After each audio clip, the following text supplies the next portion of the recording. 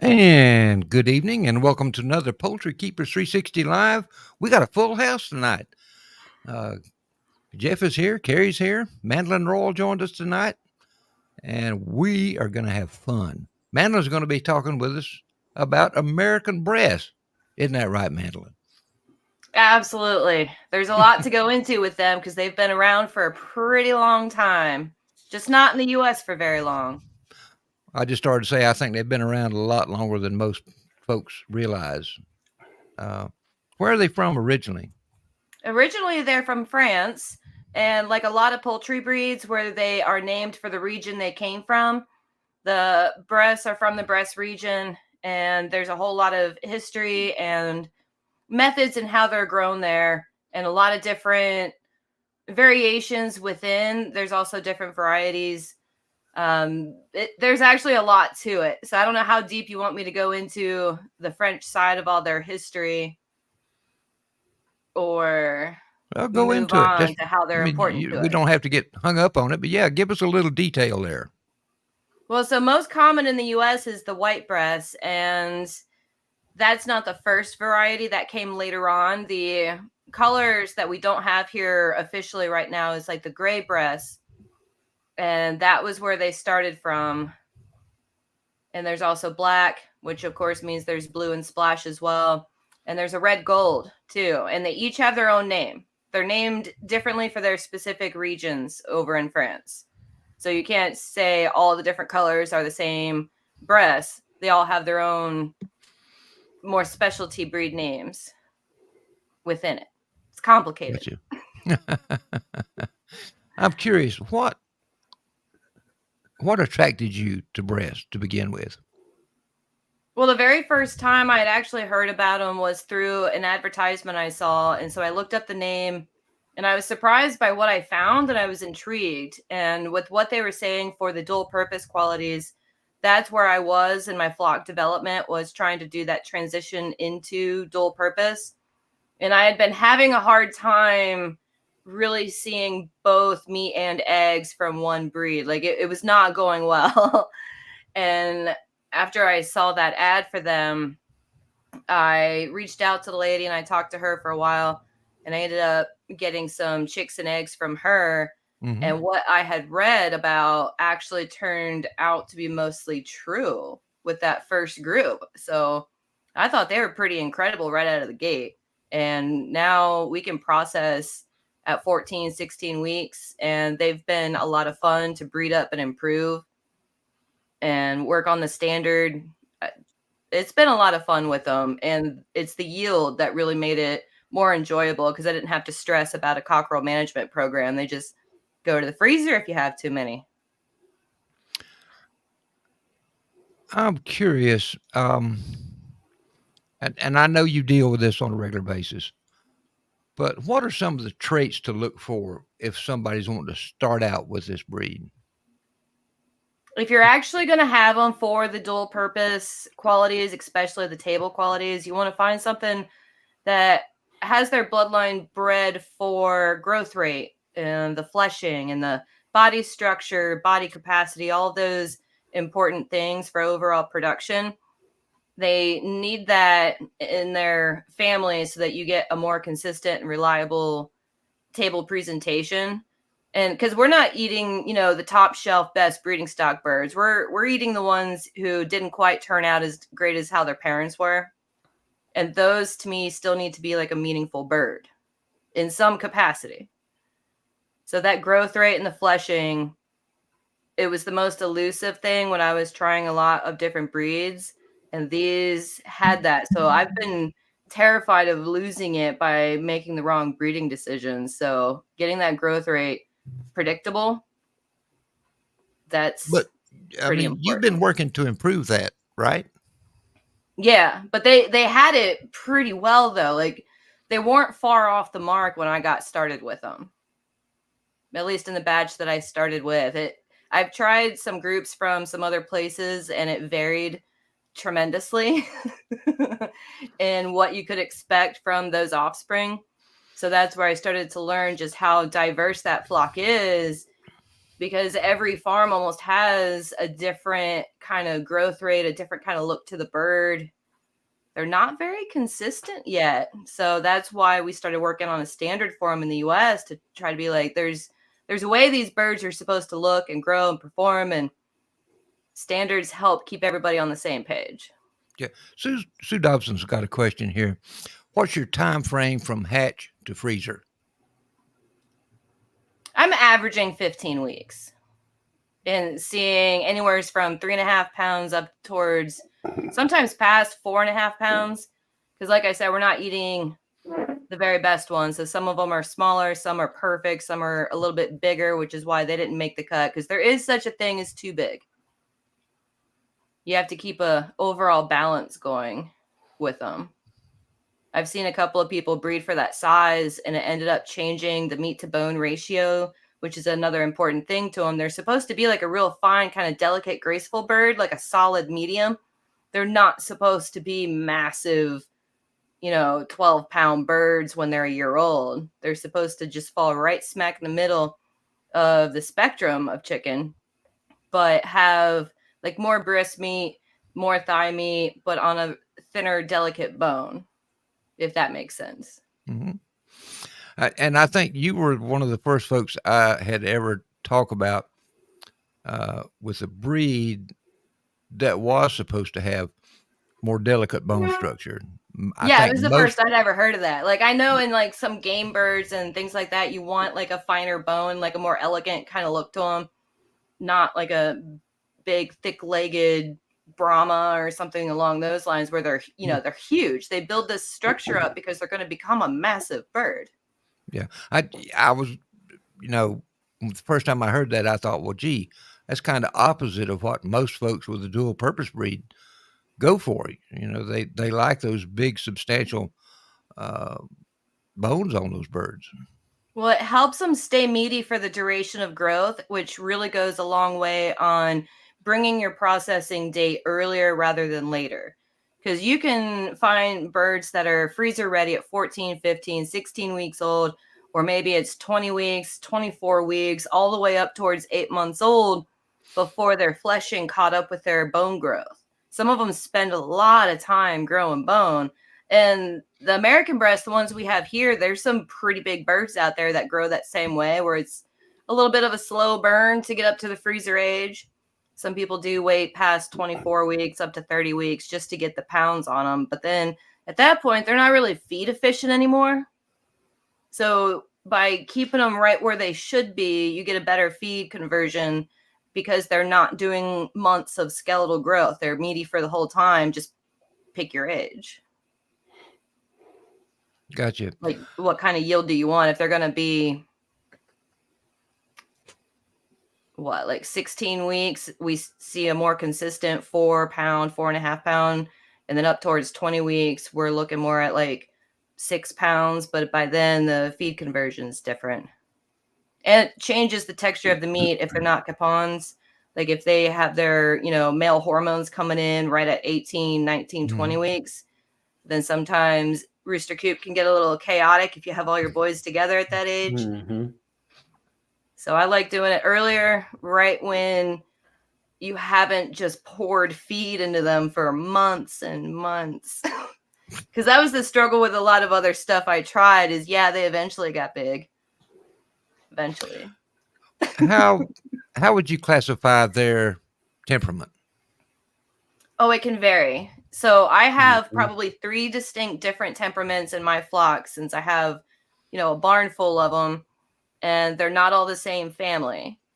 So I have some really chill, lazy ones. They're trip hazards. They stand at the door waiting on me. They let me just reach down and pet them. Like they're very easygoing, almost like an Orpington or that sort of temperament where they're just easy and chill. And then I have some others who, if I surprise them, they bounce off the walls and they shoot in 50 different directions. And those I'm not crazy about. And then there's others that are kind of middle of the road, just chicken, average. And you and I were talking about this earlier today. We were comparing them to another breed. But I think anytime we get birds imported in from another country.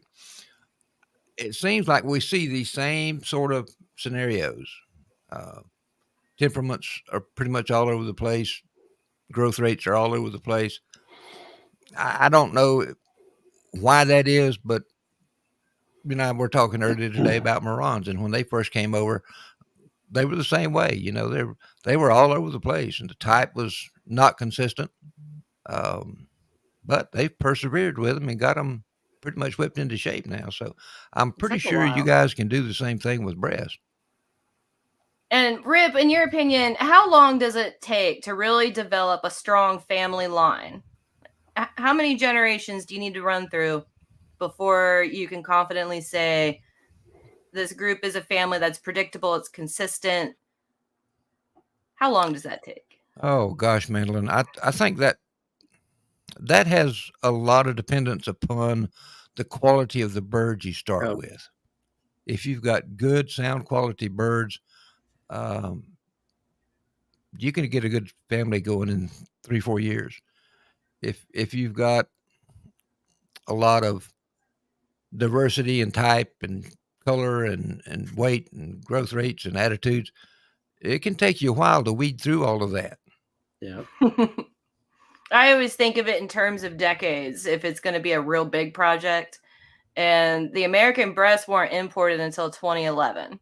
So they Mhm. haven't been here long enough for that many people to really have like those established family flocks where all of the silly recessive traits have been out. They've got all the disease resistance to stuff that's in America, because when birds also get imported, they're carrying immunities for what was in their natural environment. And then you just rock their world and put them halfway around the planet with a brand new list of things that they have to get used to in their environment.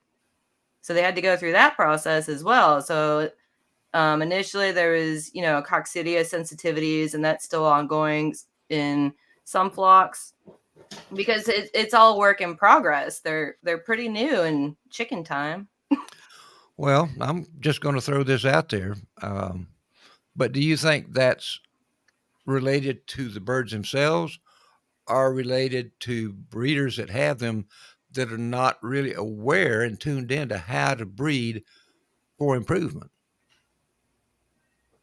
I think that's subjective and it depends. And some people are prepared for the project and others dive in head first and they don't know where they're swimming to yet. Yeah. But most of them do start doing research and learning and catching on, and they grow with their flock. Like a lot of people come out on the other side and go, wow, that was a crash course I wasn't anticipating. I just wanted these birds. Yeah. But it turns out, no, it's the whole thing. But you get to eat good and you get a basket full of eggs every day. Like the amount that they lay compared to the harvest yields, like they really are dual purpose to me. Yeah. Sue So, Dobson Randall, says, okay. so I was just going to say, Sue Dobson says she still has recessives coming out in her calves after 7 years. Yeah, it Oh, might be no. forever. I don't know. Yeah. One- So Might just when be the you, work of breeding. Mandy, when you gave the weights earlier, like 3.5, 4 pounds, is what does that include? Is that carcass with neck? Is that carcass with That's feet no and neck, no gizzards, and I also removed the little tail nub. I take that off too. You're removing the Pope's nose. Why do you do that? Because it looks better in a shrink bag. Yeah, I mean, Jeff, don't you know? Just There's a cut, little oil gland there. just cut Some- out the oil gland. And then it looks weird. But See, there is really good meat in the Pope's nose. Okay. Okay. I feel like it'd be mostly fat. That is a delicacy. You're going to offend someone by cutting it off. Really, should I Listen, collect yeah. them and deep fry them as a group? Oh yeah, yeah. Okay. You could See- skewer them and do them on the barbecue. some people breed for the way it looks on 2 feet. Mandy has a large concern for that bag.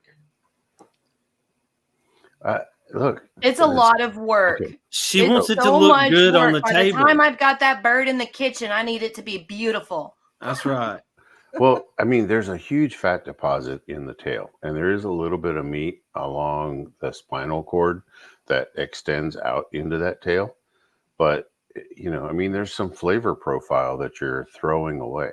Okay. Just think of it that way. You're giving it to the dogs or something, I realize. But my point being is, my personal opinion, I'm not buying a chicken that's missing the tail. Okay.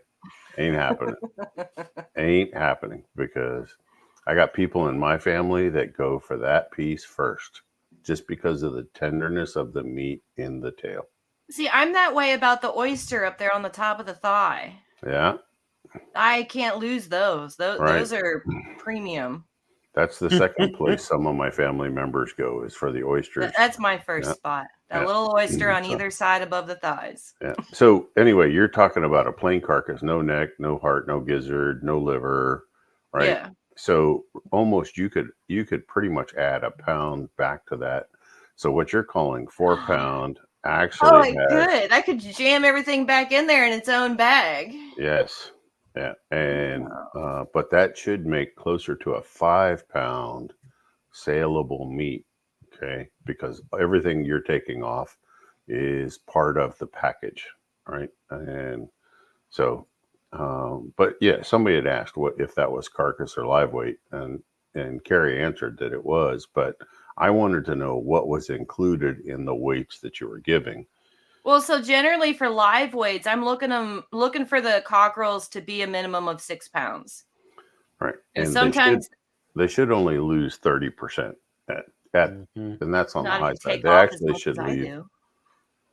Even if you take off the necks and everything else, that should be 30%. Okay, so a 6 pounder, 30% puts it at 4.2 pounds. That should be exactly where you're at, right?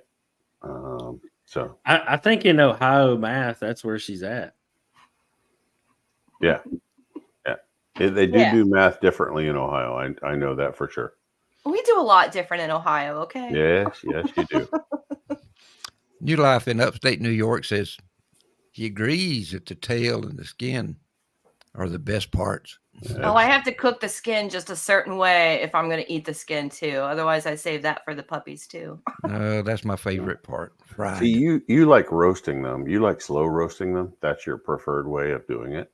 That or smoke. But lately, we've expanded out into chicken tenders, chicken nuggets, ground chicken. I did chicken sausage, which I was surprised about because of the flavor it had plus the seasoning.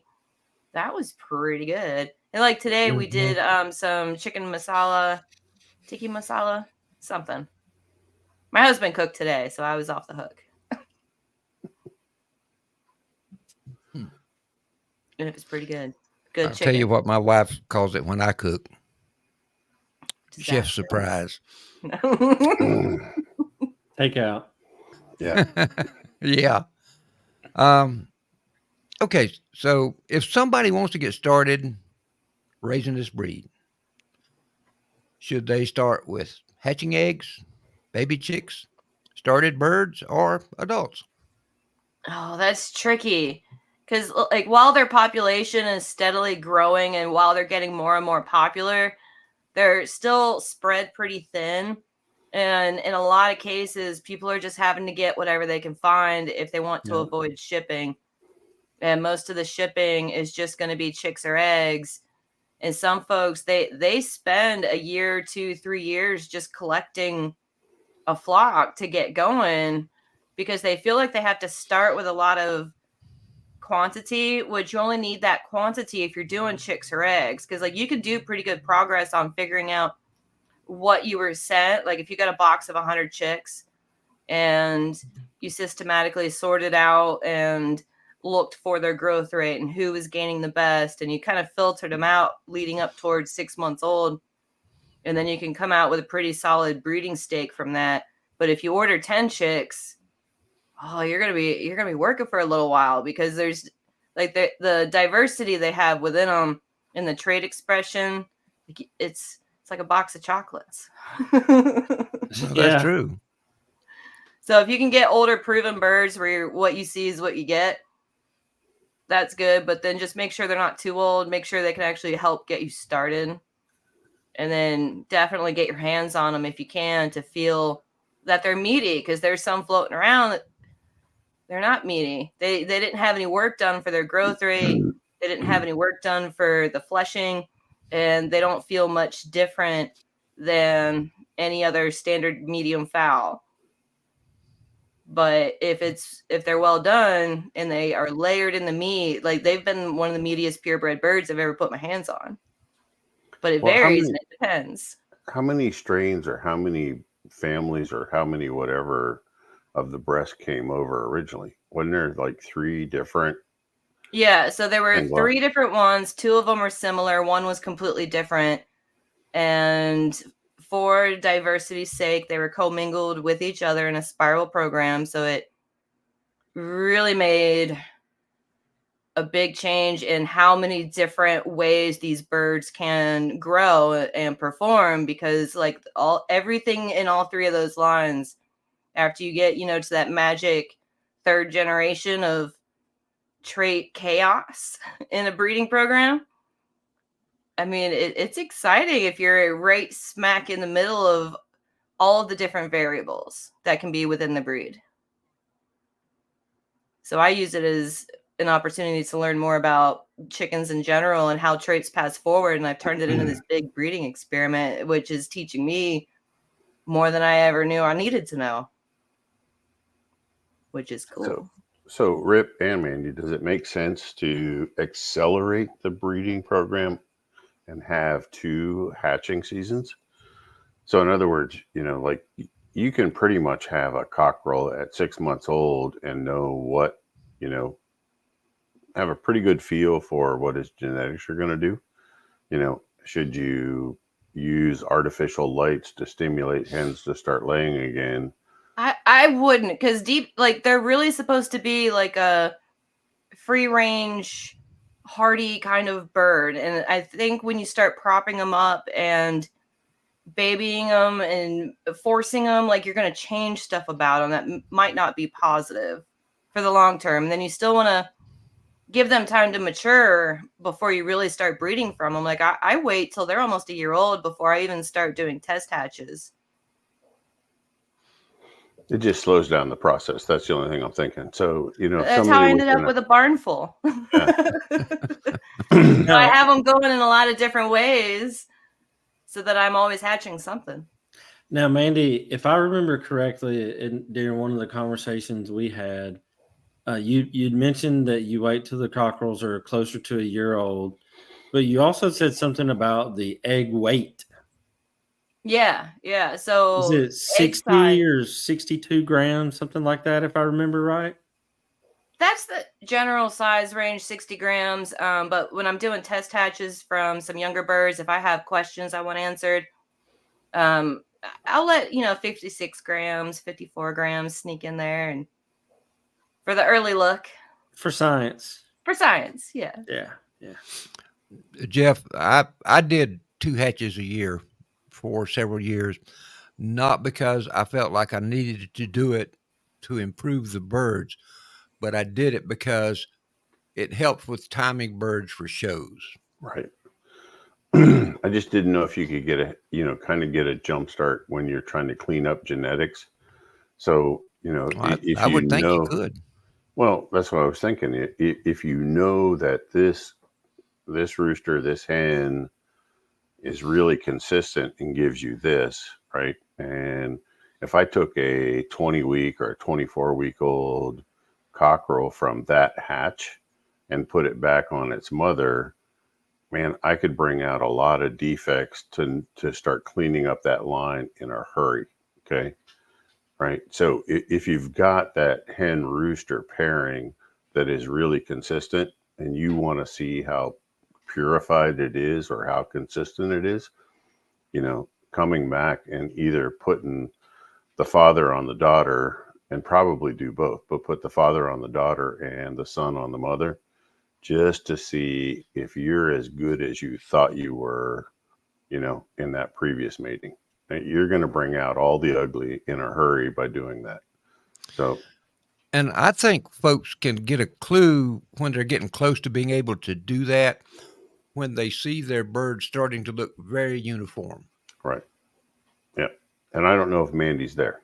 Right. So I'm not, I'm just, just trying to think of ways to accelerate cleaning up the breed that, other people have really mongrelized and screwed it up in many ways.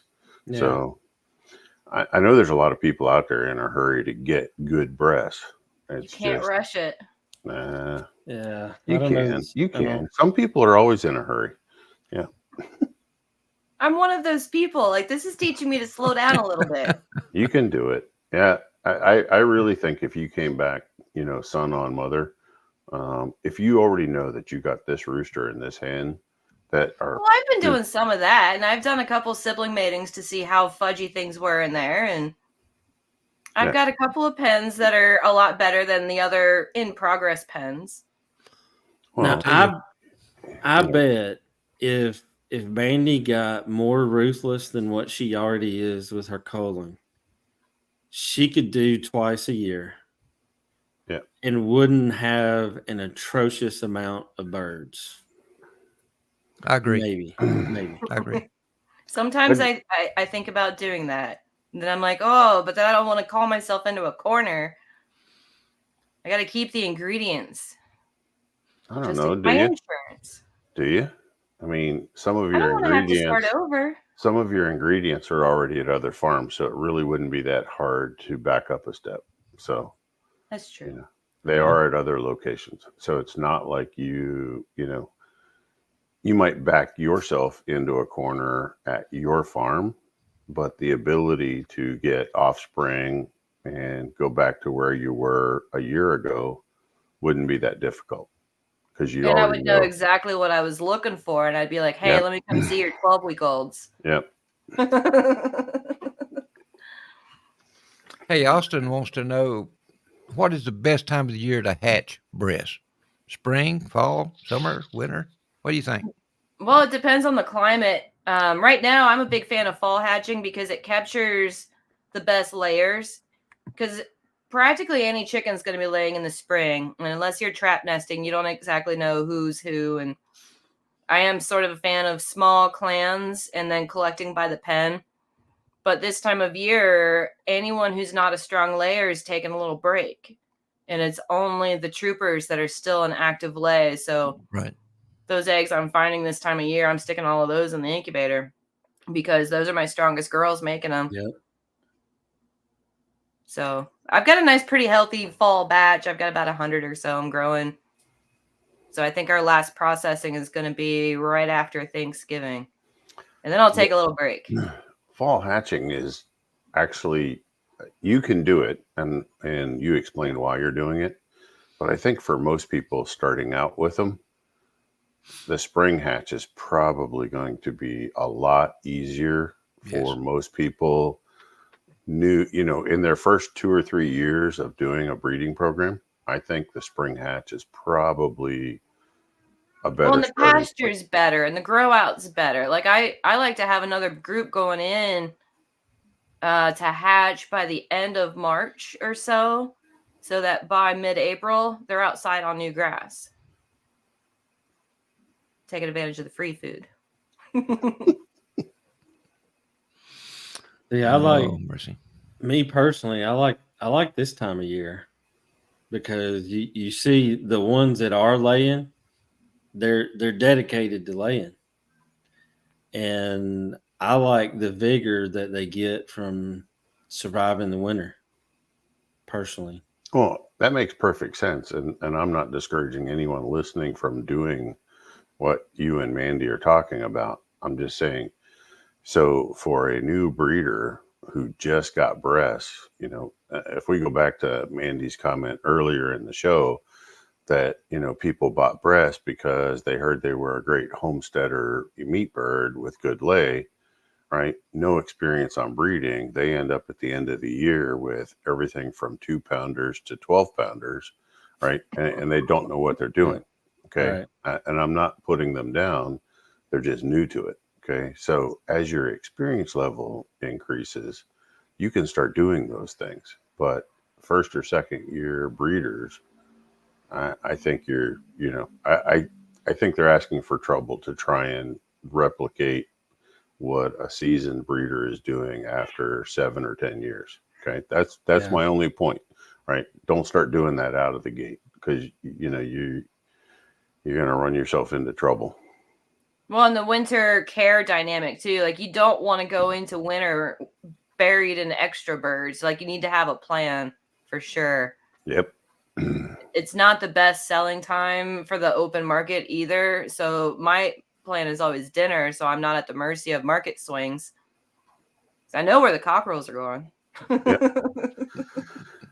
Right. And, and I think a lot of people who are getting the breast, that's exactly their plan as well, right? It's meat for their family.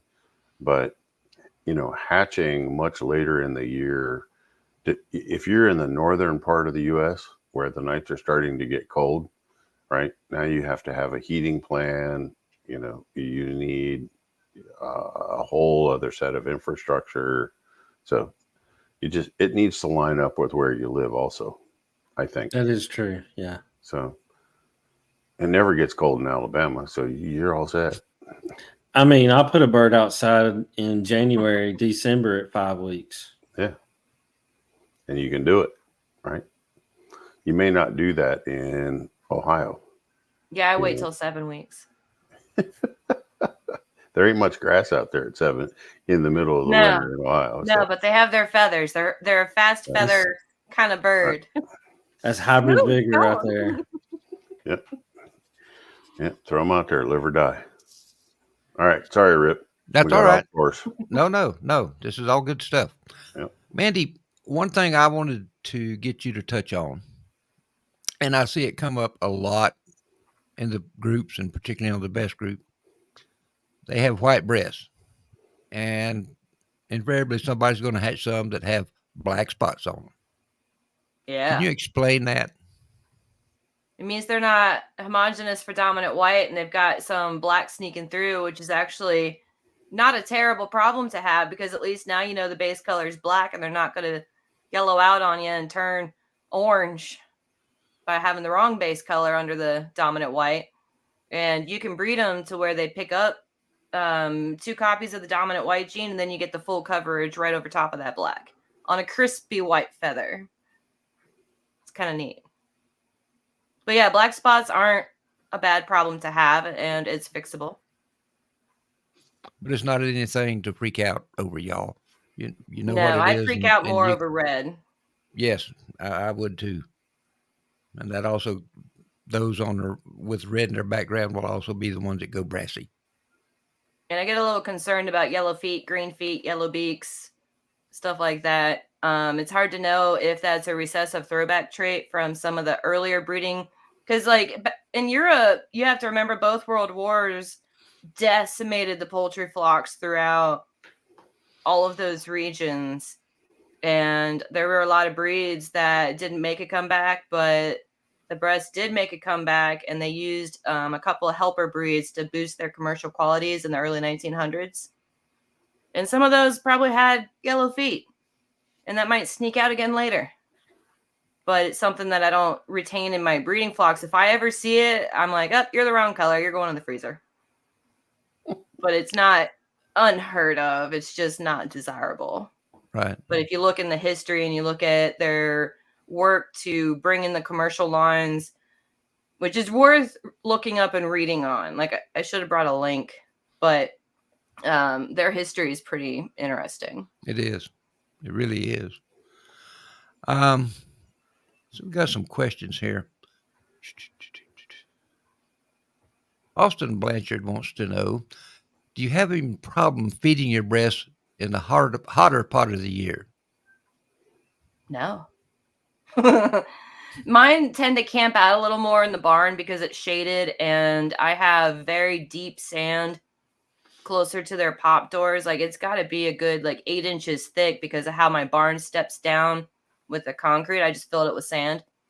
So they'll dig down and hang out there in the afternoon. Then they get up and go eat. They go through less feed because they are being lazier, but there hasn't been any significant changes. But our heat's not too terrible either. Like we rarely cross over 100 degrees. The humidity will cross 100 for sure. It'll feel like 105. But it's not too bad. And he also wanted to know if there is, come here. Here we go. Is there a difference in meat quality in white as opposed to black or gray breast? There's going to be some small little differences, but nothing major. If they're breast, they ought to have the marbling gene for their fat development, and that is a recessive trait, as it turns out. So you want to avoid the outcrosses because they're not going to have the same fat development as the purebred birds will have. But as far as flavor, that's going to be the same.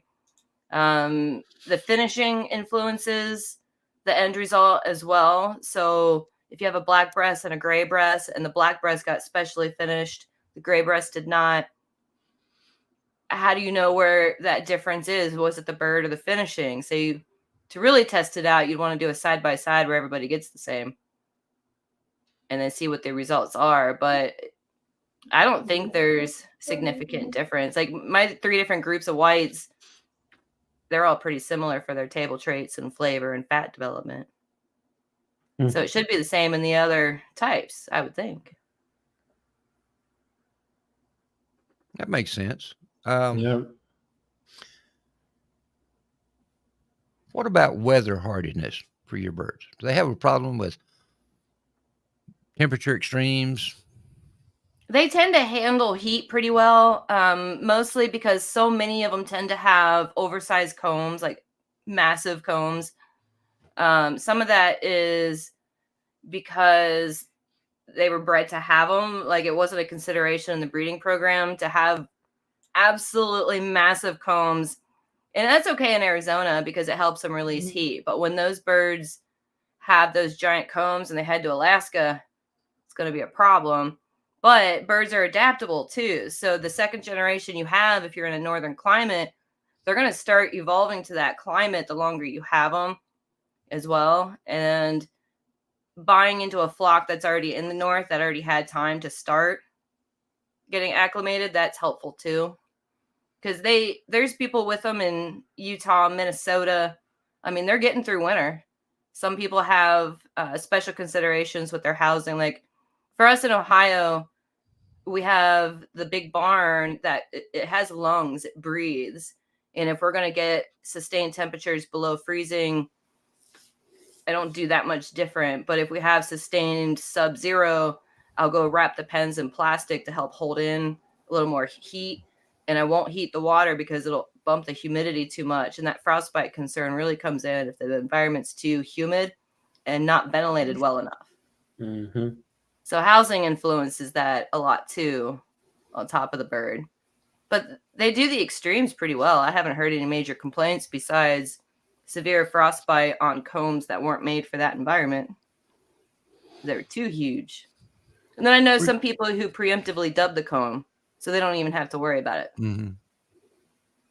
We're getting a lot of really good questions and comments tonight. And folks, I really appreciate you doing that. That's what makes a show very, very helpful to other people, is when you ask good questions like we're getting tonight.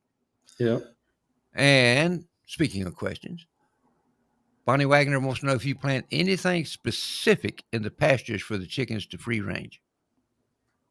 So we do a grass mix with a lot of rye and some wheat that I'll throw out there. Red clover, I like that a lot because it's pretty. And then we have some native weeds, like chickweed is prolific here, and they love it. And it comes up all by itself. I don't have to do anything. Purple dead nettle is another one that they like a lot that grows on its own. I don't have to go seed that. So I keep the beneficial weeds. I try to remove stuff that they won't eat. Like sometimes our pasture will get an invasion of dock. And that stuff is terrible. And they don't eat it either. So I'll kill those plants and then reseed over that with a little blend. And I think Jeff has a couple recipes for flock pasture building. I do. He probably knows It exactly just what they depends. like. You know, it depends on your zone and your region, but you know, you hit on probably the best. So poultry, my observation over the years, poultry prefer a succulent legume. So like a young clover, young alfalfa, you know, that's their go-to first. And if people are in a hurry, they can use this, what we call a cereal grain, like a wheat, barley, oats, something like that, which germinates really quickly, right? And as long as they get them out there while it's young, but it's pretty much, a one-time grazing. It's not going to come back. But, when chickens dig into something green that they like, nothing's going to come back because they eat it all the way to the ground and it disappears, right? So Yep. you almost want to think about, your chicken pastures as an annual crop and be willing to reseed it every year because they're just going to annihilate it. And, what they don't eat, they're going to scratch up, they're going to scratch loose. And so I prefer people considering an annual planting or 2 annual plantings a year for their poultry. And I think they get a lot further ahead that way. Hey, Jeff, I got a question for you. Okay. What about rotational grazing? It works for cows. It does. Works There's for no chickens reason. too. It works really good for chickens as long as people don't leave them on the yard too long. Okay. Yeah. Now, in a trapdoor setup, Mandy mentioned trapdoors. So right outside the doors, that first 2 to 3 feet is going to get so denuded with manure and traffic, with their feet that nothing's going to grow there, right? You're going to have to do something in that region. But there's no reason why you can't rotationally graze chickens or any poultry for that matter. The key is you have to know when it's time to quit and move on. And if you look at it and say, oh, it's still green out there, and you keep going, it won't come back. They're going to kill it.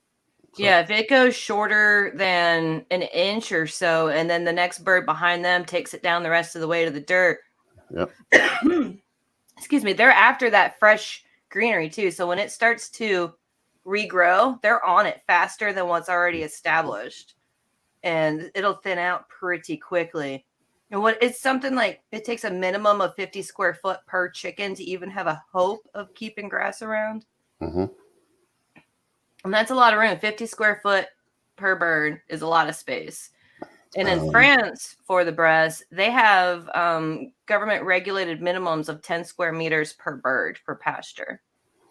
Right. And when people ask me, like Carrie's question about rotationally grazing, I tell them they need 4 square feet per bird per day. So each day they need to have a fresh 4 square feet per bird. Right. So a flock of 50 would need 200 square feet of new space every day. Okay. So, and, there you would have an opportunity to come in, maybe put down some lime, reseed it, and you definitely can do it. But they like the legumes the best. So, even peas, like immature field peas. Yeah, they're going to tear that up. Right? They're going to love it. They're not as crazy about grasses. They'll eat them. But if you ever turn a batch of chickens loose on something that's well mixed forage, you're going to watch. And their go-to is the alfalfas and the clovers first, or the legumes first, right? They'll eat the grass, but, it's not really what they want. I mean, it's they'll their save it for preference. later. Yeah. Yep. They're like kids. They want the candy. Yep. Mm-hmm. I grow this trailing sedum, which is pretty much a succulent, and it's like chicken candy, and it grows over top of mulch and rock. And everywhere I have a bare spot in my landscape, I just stick some of that on the surface, and it takes over. And then when I go, oh, I have too much of that, I can grab it out by the handful, and it's like little chicken treats. So it's starting to act like a mulch, and I don't have to replace that mulch. And then whenever that greenery gets out of control, I just grab it by the handful and throw it to the birds. I And didn't they think know that's candy. It's juicy. It's thick. It's nice. I didn't know they like that. Mary needs to watch out for hers, I guess. I might have to get into it. It grows back quick enough. She'll never miss it. It's super fast. They cleared out like a 3x3 area when I wasn't looking. Just gone, decimated. But the roots came back a couple weeks later after a rain. It's already coming right back. Ooh, here's a good question.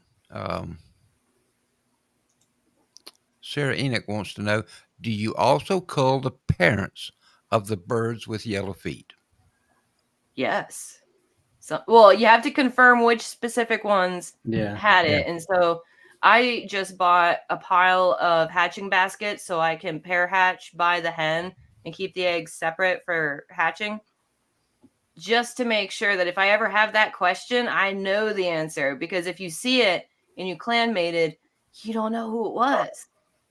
So if I was going to do anything different now that I've been at it this long, I would have pair mated from the beginning. Because it would have prevented a whole lot of questions that came up later after you get, 3-4 generations in. And you're like, wait, that's a little weird. Where'd that come from? Which bird threw that? If I Who was is the pair guilty hatching, I party? would have known. Let's see. We're getting some good questions here. Austin says that they're in Birmingham. It's just a matter of keeping them well shaded in the summer to feed them out. Carrie, that's for you. You're down there. I mean, for me, so all of mine are in the shade. Even the pens that I have that are not shaded, in the summertime, I put a shade cloth over to keep them shaded. And I also have fans that I hang in the tops of my pens so they constantly have wind blowing.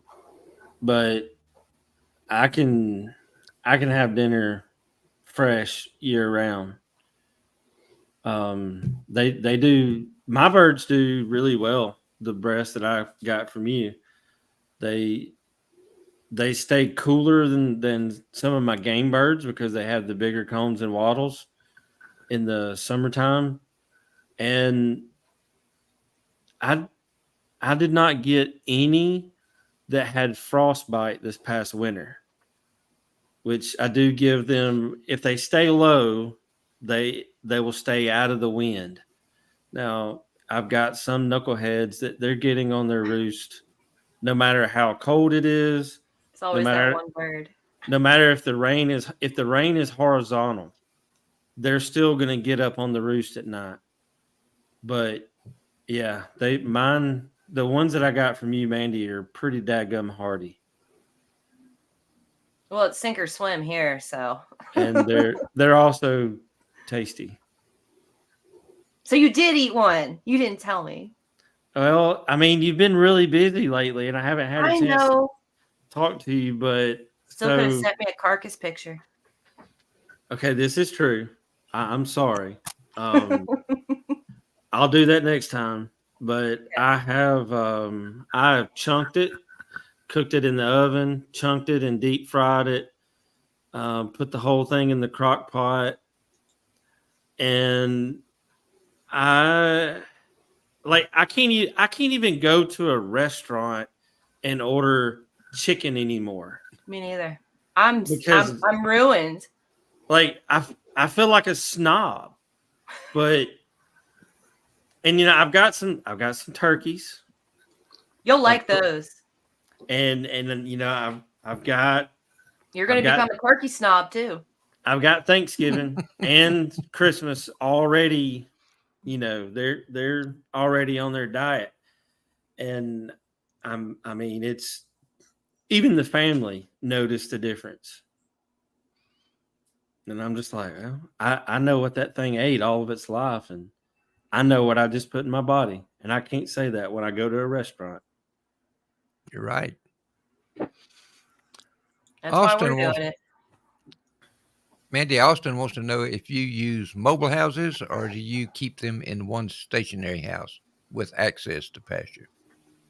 Well, so the picture behind me is some young males that are in rooster coop, and rooster coop is a 9x13 stationary coop, and it's got about 1/8 of an acre, and then I can open up into another about 1/8 of an acre, and then I can open up into another area on the other side in case they eat it all down, which they don't. I usually put 20, 25 birds in that building at a time. So they never run it down to the dirt. This year is weird because we're in a drought, so everything is crispy. So I've been doing a couple fodder trays for them to kind of supplement a little bit. Don't do that. Don't do that. Just for Don't do greens. that. I know, Jeff. Don't do that. They still get their regular feed. And they Okay. camp out inside when it's hot anyways. If you were tracking the numbers right now, this is no lie. Poultry grow faster on range on a drought year than they do on a lush year. Really? Yes, because they can find more bugs, more spiders, more slugs, more. Oh, our spiders are hot and heavy too. We've got some intense spiders. Yes, they will do by far better on a drought crispy year on range than they do. Oh, we've got on a giant wet year. grasshoppers. What do they call them when they start flying? Aren't those locusts? Get them. Get the birds there. I'll walk through and see if any jump up or if they're all gone. Okay. Oh, I didn't know that. I learned something tonight, Jeff. There you go. And Rebecca Cahill. like Austin said, fodder's too much work. It ain't worth the work. That's for sure. It is not worth the work. Rebecca said she never thought about the water source as a contributing issue of frostbite. Oh, yeah, it's putting humidity in. Anytime you have surface area of water, it's releasing humidity. And if you heat it, it's going to release a little more humidity if the air's cold. That's, all that steam coming off of it when you first set it down or if you refill it. So I rotate my water drinkers in the wintertime and I'll put them in the hatch room to thaw and then bring out the other ones that are filled. And so it's room temperature water, not hot water, not heated water. And then once it freezes solid again, I just swap it out. So that way I know at minimum, like if it's 0 degrees, it's probably frozen again in 3 or 4 hours. And I've got to swap it. But so long as I know they get fresh water 2 or 3 times a day in the cold, then I feel okay about not heating it. It adds to my work, but it's better for the birds that way. Mm-hmm. So far. Let's see. Here we go. Julie wants to say that she planted a forage crop for her birds. They keep trying to get at it while she's growing it out so they can have at it. Keep it watered. Oh, man, we've been getting the rain down here this year. Jeez. Austin wants to know, can you raise good quality breasts with not much access to pasture? You can, but the flavor's not going to be as intense without that forage.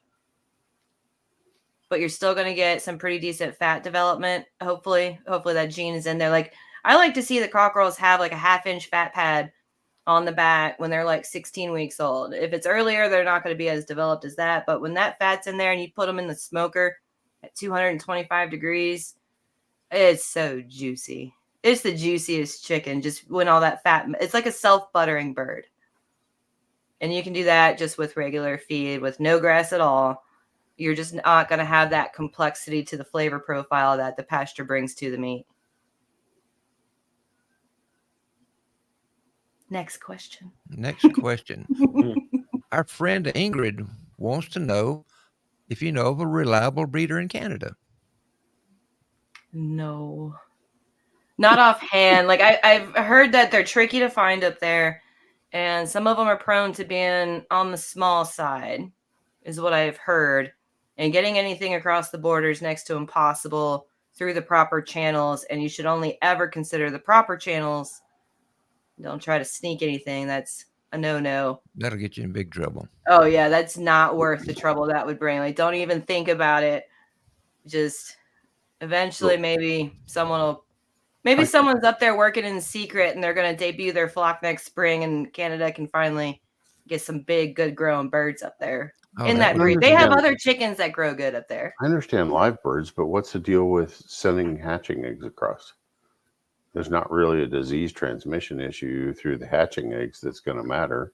So for you to ship hatching eggs out of country like that legally, you have to have your flock vet checked. and they have to do several different things and sign off on it. When they do that, you're good to go for 30 days, and that's it. And you have to have a vet come back out and check your flock, and then you can renew it for another 30 days. But it's a 30-day export ticket. And it can be tricky just to get the vet to come by. Like, we have to almost have a crisis, life or death, and maybe the vet will be by tomorrow. Well, there's a lot of vets that won't even do it because that too. They're liable for what they sign. When they sign and say it's clean, they don't want to be responsible for it. Here's a couple of good questions here. Samantha Grigg wants to know, can you raise Bresse as a Cornish game hen, processing sooner and younger for the 2 to 2.5 pound weights? Absolutely. Are they going to look great though? Wait, are they okay? What does that look like? Okay, so like a Cornish hen, where you're talking about a Cornish cross harvested at 4 weeks or 3.5 weeks, it still looks somewhat plump, right? The bone length is different. Huh? Yeah, the bone length is different. Yeah. So I mean, yes, you can do it, but what is the what is the appearance of that going to be? Is it still going to look okay to do that? Or okay, so some fowl, the bones grow out, right, and then the meat catches up. The fleshing catches up. So turkeys do that, right? Because turkeys go through that ugly stage between week 8 and week 11. And then all of a sudden, once the structure or the frame is built, the bones are in place, then they start fleshing out rapidly, right? And Jeff, you're making me want to go find a volunteer out of my 7-week-old cockerels just for science. You should do that. You should do that. It's been a cockerel heavy season. I've got extra for boys. I'm really curious what they look like. So yeah, now I am too. We'll expect a carcass post, on Facebook in the next few days. You better give me a week. Oh, come on. And this is for Mandy and Jeff. Austin wants to know the best feeding recommendations for Bresse. Go ahead, Mandy. You're going to have to correct me, but the program you set me up with the 23% starter, and then by 4 weeks, switching them over to, what was the grower, 19%? Yep. 23, 19, and 17. Yeah, and then do that up until about week 12. At least that's what I did. And then put them on the 17% finishing formula. And I was having them processed 4 weeks after being on the finishing formula. And I feel like maybe there could have been some more corn in it, a little more corn heavy or whatever puts more fat on. They were a little leaner on the finishing by keeping nutrition in it. Because with the finishing I was doing, it was essentially milk, corn, and wheat. And that was it for 2-3 weeks. But what you provided with that formula was full nutrition. Yep. But they just didn't put the fat on exactly the same.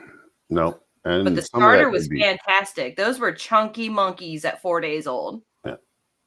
And we can change the finisher feed based on what you want, but out of the gate, formulating a finisher feed for people, that was, a little bit more uniform for everybody. But yeah, it's 23, 19, and 17 was the protein profiles, but we jacked up the amino acids to get those growth rates in the early first 8 weeks, that you were seeing.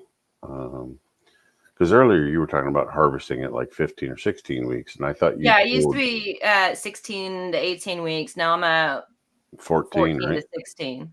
Yeah. For a similar result. It's all in the feed.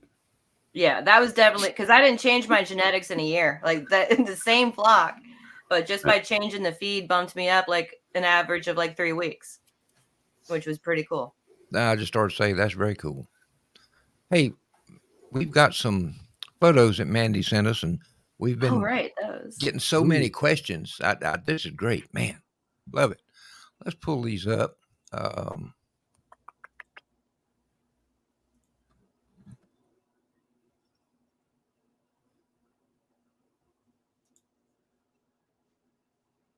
So that's a historical image of the white and the black.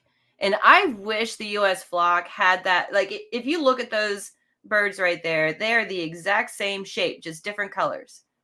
But the black breasts and blue breasts, the colored ones that are in the U.S., tend to be smaller than the white breasts. And that's just a difference of lineage.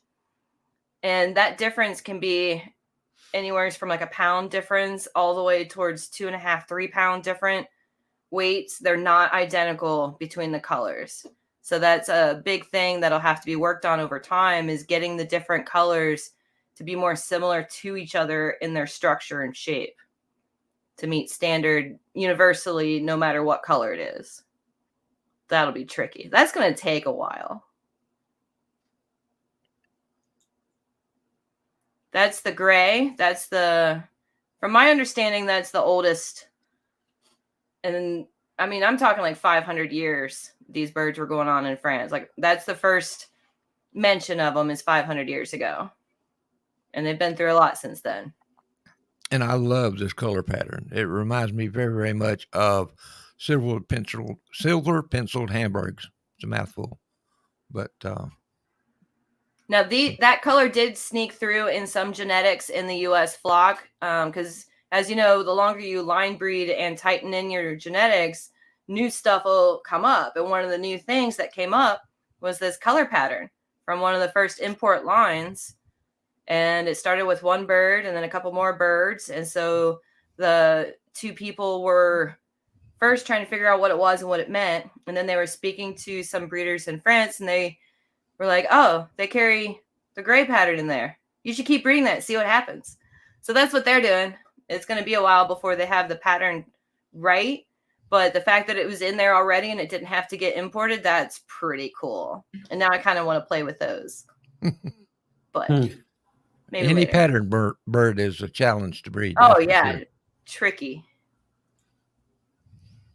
The picture on the left side, that was in England in 1913 at a show there. And then that's just one of my grow outs. I think she's from last year. And I wanted to put them side by side to kind of see what was different and what was similar in that amount of time of birds that are the same breed. I thought that was a neat comparison of, like, the tail angles are different. The slope is like that. There's a lot different there, but there's still some similarities too.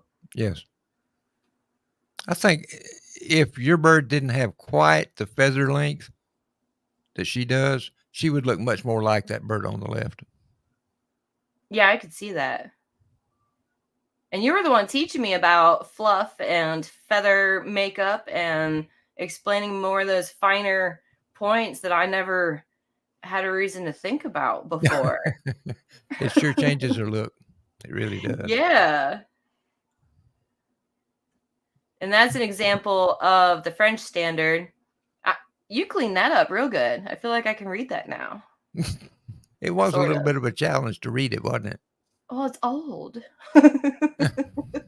So am I. So it's describing essentially what a dual purpose is, like a dual purpose bird for the body and the breast and those descriptive words in there. You'll see some of that same wordplay in other breeds with their standard of it, that dual purpose category. Like, there's just a certain structure that really brings that out better. So long as you're going for that overall balance. This French standard is very, very close to the one y'all have here in America. Yeah, the only thing we really changed was add an extra pound because a lot of the U.S. birds are that size. Mm-hmm. So it's not something we're breeding towards. It's something we're working with, and it was already here. Like, they were coming up heavier than standard. So the general consensus was, all right, well, let's just add another pound onto the standard. They're American Bresse. It's bigger here. Like, there you go. Yeah. It seemed to be making the most sense. Now, this is an example of 2 different genetic pools, and mine is the one on the left, and the other one on the right's from elsewhere. But you can see there's differences in the skin texture, and the plumpness is similar. But the age, like I thought it was neat because these were fed out on the identical feed, identical housing, like they were raised together, just a 2-week stagger in age. But it was just neat to see the differences. But I think I got the scald water a little too warm on mine. I think it started cooking a little too soon. And it changed the color of the skin because you have to watch your scald water. 155 is too much. And I try to aim for 150 degrees to 155 degrees for scalding, much warmer, and you run the risk of changing the texture of the skin by too much heat. Why not 145 like all other? I was always told 150. Yeah, I mean, ducks and waterfowl are 150 to 155. Now, if you catch them at the right time on feather cycle, you should be able to do them between 145 and 150.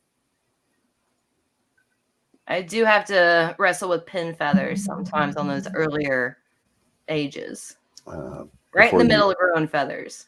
Yeah. So before you actually even think about processing them, you should pull back the feathers and look at the pin feather development. And you're going to find a specific week time frame when everything will pluck clean. And you need to write that down and share it with the rest of the world. This is the nature of heritage poultry, okay? And whether it's ducks, geese, heritage fowl, they will hit a specific window where there's no pin feathers cycling. So it'll reduce your hand plucking. Oh, that'd be nice. Yeah. Thanks for that tip. I'll try that on this next batch I have going. See, there's you another little experiment. Yeah, another little nugget. Yeah, and when you find out, is it 14 weeks, is it 16 weeks, or whatever that date is, you just need to record it and share it with everybody else, especially anyone using similar genetics as yours. But yeah, that's true. Pretty much the breast should be uniform enough to say, okay, if you do them at 15 weeks, there's no pin feather plucking, right? It should be really close. I wonder what the difference is between the fast feathering genetics and then if that window would be the same on the ones that there is some slow feathering going around. And wait, hold it. Stop. Time out. No, that is piss poor feed program. Okay. They're in the same group getting the same feed. They probably don't have enough feeder space. Without the appropriate level of the cysteine, that feathering is not going to come out, and there is no other feed out there that is adding cysteine. So every time you add a offshoot protein source, right, that's going to be deficient in that, you're actually changing that overall feather development. Okay, so anytime somebody's using a byproduct protein, or they're using byproducts, period, they're going to throw that off. So, but you're saying same group, same farm, same feed. Yeah. Birds 3-4 weeks behind in their feathering. Like 5 weeks old, and they have just their little shoots coming out. Just as big, if not bigger than the other birds as far as size. This isn't at your place, right? This is somewhere else. Yeah, this is elsewhere. This is I get emailed a lot of questions and a lot of pictures.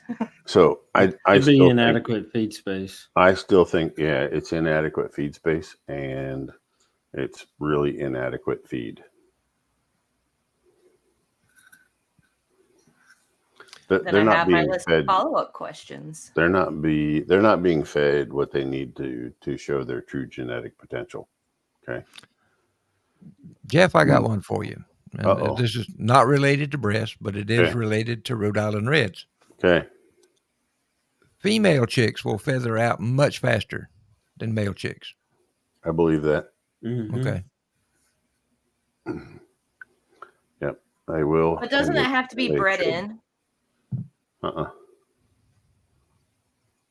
That's the true genes of that line, like Rip's talking about with the Rhode Island Red. So that part of it's already there. Okay. Now, so with the commercial birds, what we're seeing now that the faster they make them grow, the harder they're having, the harder time they are having getting feather covering. Okay. So to Rip's point, the cockerels are growing at a much faster rate, body and frame, than the pullets are. So the pullet is putting more of her nutrition into the feathers, while the cockerel is putting more of what it's eating into frame and fleshing. Okay. And it'll catch up later. Right. So if Rip wanted to separate, or someone with Rhode Island Reds actually could separate their cockerels and pullets, and we could feed them differently out of the gate, we could make them, I could design the feed to make them feather equally at the exact same time. Okay. But that is a possibility. That is interesting. Yeah. But there just isn't enough appropriate amino acids for those cockerels based on their growth performance to feather out as quickly as, and I see that even in the Cornish crossbreed. Rip, same thing you're saying. Yeah. You know, the pullets will always feather out more uniformly and faster than the cockerels will. And I can see the wheels in Mandy's mind just spinning wildly out of control over there. She doesn't believe me. She's only going to do the field trial to see if I'm wrong. She's going to try to prove you wrong. Yeah, she's going to try and prove me wrong, like she did on the last field trial. Yep. A group, and then I'm going through countless conversations I've had with other people, and a little list of other theories.